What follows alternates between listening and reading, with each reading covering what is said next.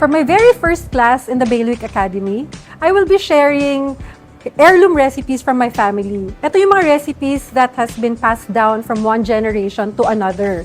And of course, I want to share it with you. Okay? I'm sure a lot of you are familiar naman with Ilonggo food. Ang daming mga restaurants na that serve Ilonggo food. But I want to teach you that you can do this at your own homes and maybe someday make it into a business. So first up po natin ay ang bok choy. Bok choy is one iconic Ilonggo dish. Ito ay napaka-popular. Isa siyang noodle soup with lots of textures, lots of ingredients na napakasarap naman talaga. Ang next naman po natin ay ang chicken inasal. Chicken inasal is one iconic Ilonggo dish also.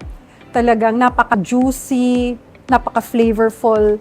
Somehow, parang ang fresh ng kanyang taste. It's so delicious, especially when you eat it with rice and yung sausawan niya.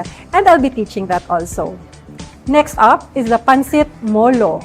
Alam niyo yung pancit molo? A lot of people like this kasi ang light lang ng soup, hindi siya nakakaumay. And it is little dumplings that would actually be sufficient na merienda siya as a standalone meal or kasama siya sa inyong dinner or lunch. So this one, I will also teach in this class. Ginomis. Yung ginomis is a refreshing dessert drink ng mga Ilonggos. Ang sarap-sarap niya din. Or, ang sinawag natin na Namit Gid. And of course, I will be teaching the Pinoy Fiesta Macaroni Salad. This is not your ordinary salad because I will be putting a twist into it. It's also our family's recipe. But syempre, nilagyan ko na ng sarili kong twist. And I am so excited to share it with all of you. So I hope, guys, you make these wonderful, wonderful dishes because I assure you, you will be transported to your childhood if you're in Ilonggo. But if you're not, and you are curious to try these Ilonggo dishes, please do.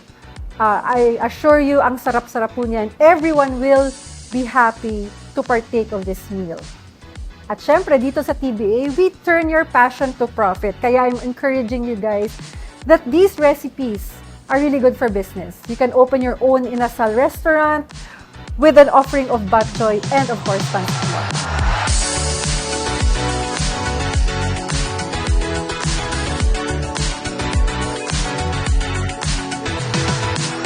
So I hope you join me in my first ever class, diri lang sa the Bailiwick Academy.